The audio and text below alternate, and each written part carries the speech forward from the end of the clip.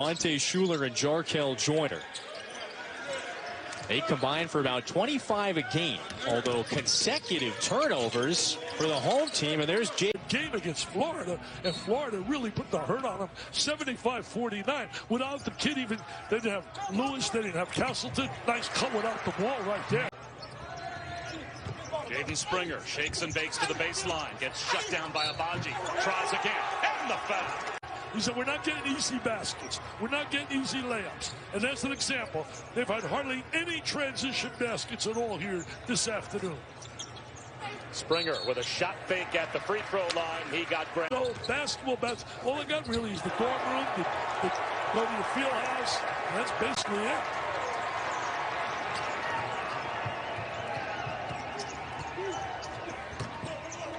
There's a step, man. They're playing with swag right now, Tennessee. They got a step in their action. There it is right there. Got fouled. With their win against LSU earlier today, but Oklahoma has now beaten 3 consecutive top 10 teams and 4 total this season. And when you rack up wins like that, you end up in the top 10 before too long. I can't say enough about Lon Kruger. I mean, he really is a guy I don't believe gets anywhere near the publicity he deserves, what he has done as a college coach throughout his career. Chris Beard is certainly outstanding at Texas Tech. He's got a lot in front of him as well. Yeah, that was one of the bad possessions they've had. Garrett has it stripped away. His pocket picked by Jaden Springer. And Springer fouled from behind. Big blow on the block, and that time the second blow was the one that finally got the whistle. They're going down like bowling pins now. Another turnover for State. That's their 4th here in the early going. Springer. Good at You see the real truth in guys when they're not losing and how they handle those around him. Just sold me again on the quality of guy that he is this week watching that local press conference. Grace and patience. Yeah, that's him. Fulkerson offers a screen. He's getting banged up. Drives Springer. Got a foul on in single digits. With 6, a 3 goes off the mark and then post with a push off. And it's the first.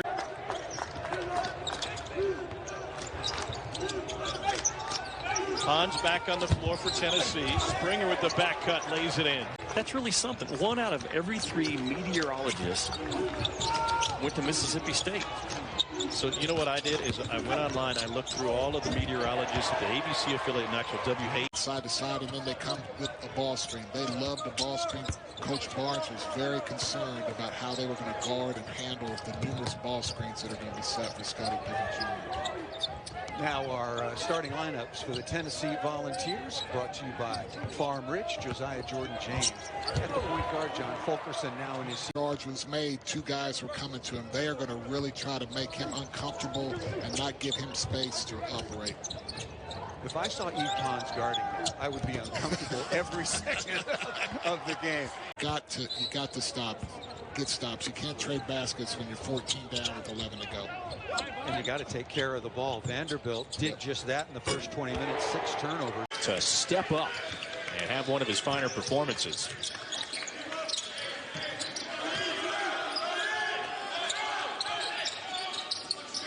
That win against Kansas was Tennessee's second against a ranked team. Eve Pons did that. You fall, but in that point in time, you got to stick the landing. The dunk's bad enough. You referenced it before we went to break. It was this kind of the Scottie Pippen over Patrick Ewing. You know, Pippen had the little like quasi push that made it look a little cooler. So late in the shot clock here for Tennessee. This is James. He already has a 3 and now a 2. Dane. They're going to need more of that, but Ole Miss is going to stay in this game on the defensive end. They have to keep this game in the 60s because if Tennessee continues to shoot as hot as they have been, Ole Miss just does not have the offensive firepower to win this game in the 70s, 80s. James is starting to... That right shoulder, left-hand jump hook. Fulkerson hit a few early shots that galvanized Tennessee on Saturday. Rick Barnes, some of the players, they both referenced it. The team and Barnes had a little heart-to-heart on. I don't think he realized just how many he was paving the way for, and I know it's extremely rewarding for him to look back on that. And when we asked Kermit Davis about him, I mean, Kermit Davis just lights up and just talks about what a great individual Coach Ball is, and well-deserved. quick blow on the bench. Jaden Springer just turned Ole Miss over for the 11th time. Pons' maturation has been a fun one to watch. He was a role player during those 18 and 19 seasons for Tennessee, when the Vols won an SEC championship, then won a school record 31 games. It's going to go back to that. If you're trying to pull off the upset, you need to try to control. Well, and immediately a missed free throw for Ole Miss. Ball on the ground. Is Ole Miss going to get the timeout?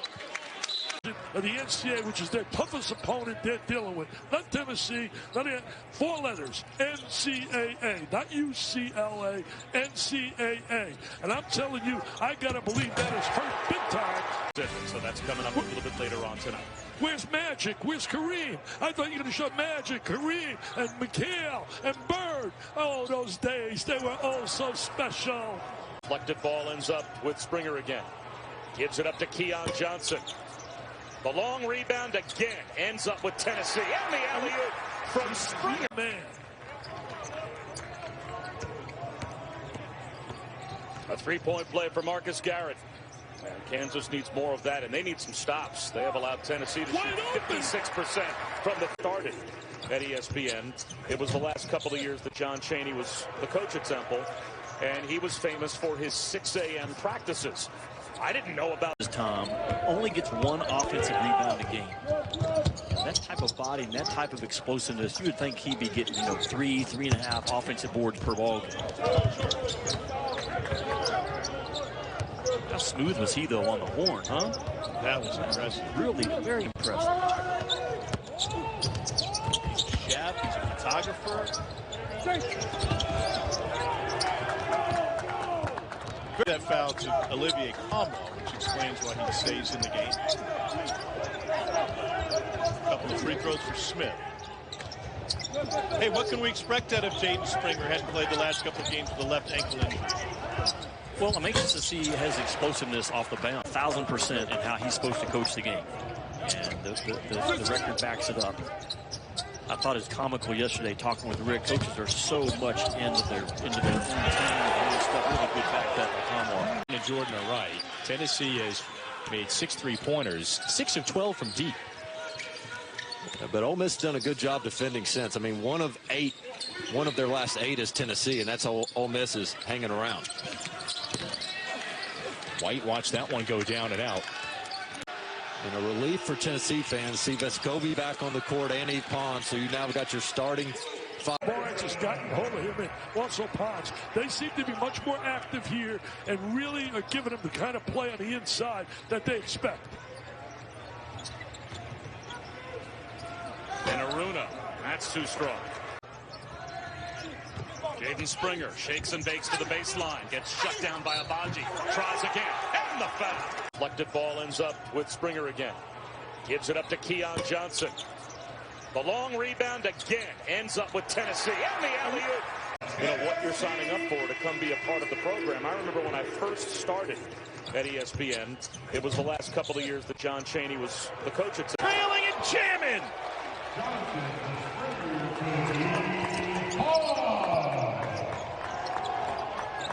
Kenny G could never.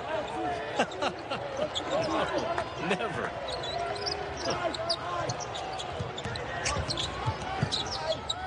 Stewart, 13 short.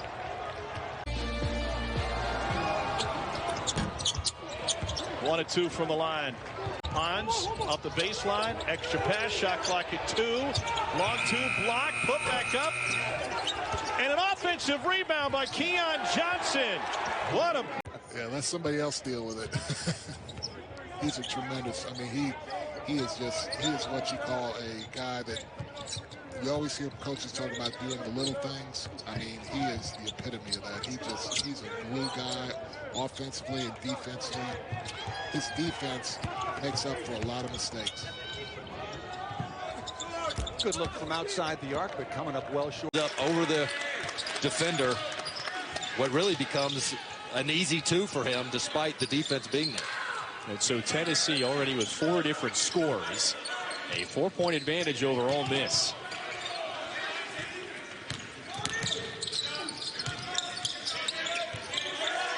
Schuler guarded by Springer.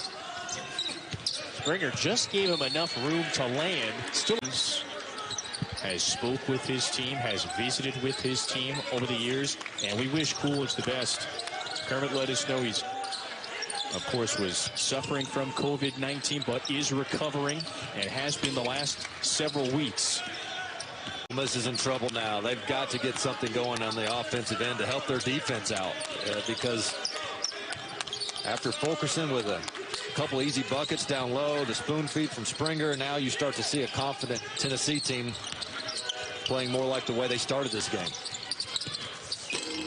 It's an offense game that has been devoid of open looks. And that's because of Tennessee's suffocating D. Do you almost have to mentally prepare yourself for a game that may not have a lot of rhythm or pace to it? Absolutely. You go into this game knowing, hey, nobody's going to have their career high. Just know that we're going to win this game together. His impact has been huge of late.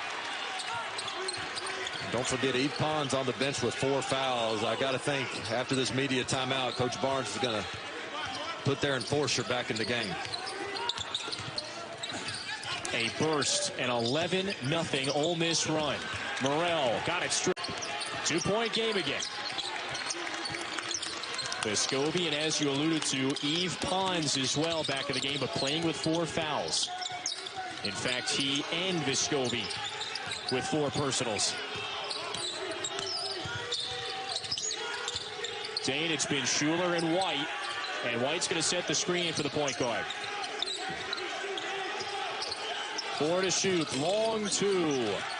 Rebound to James. And right now, I think you can play straight-up defense. No need to foul. Trust your defense. Try to get a traditional stop and force overtime or get the win on the other end. Maybe a steal. Instead, Morrell gets it across the timeline.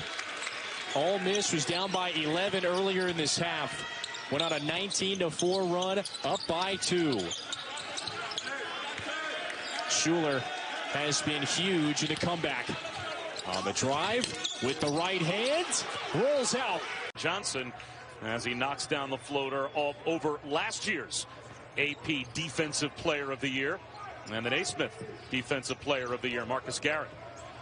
Well, you're right when you talk about Johnson. Very athletic. He and Springer are 2 guys that can't put points on the board, and Tennessee feels they give them a big lift when they're on the floor. The athletes.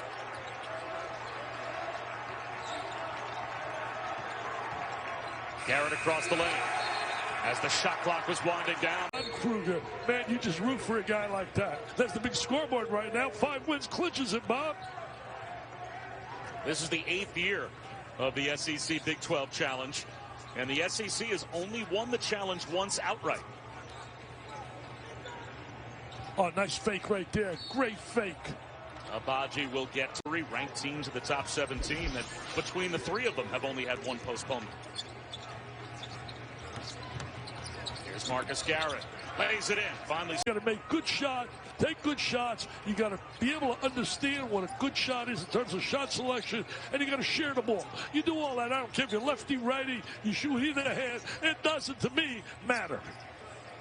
That was a good tidbit, though, and you ended up yelling at me. I thought I was giving you something interesting. No, you did. I'm not going to really challenge, give them second opportunities. By the way, to correct the situation, Wade Houston became a coach. Allen Houston was the great player, the son. Terrific. Also was great with the New York Knicks, man. They need more Allen Houstons. And 1 for Marcus Garrett. Out by Jalen Wilson to end up with that loose ball. He's been real quiet. He was so good earlier this year. He was such a dominant performer. In fact, he was once my player of the night. Step in the lane, little open jump shot. As bad as they played when they had him against Florida, that's how good they are playing here today. Rick Barnes got to give his team A+, man. I would give A+'s out. 9% of Alabama's total shots are from the 2-point jump shot area of the floor, and 41% of Mississippi State's. That's the difference in offensive philosophy. That last basket, just a good, strong gap punch by Springer to free up Vescovi. DJ Stewart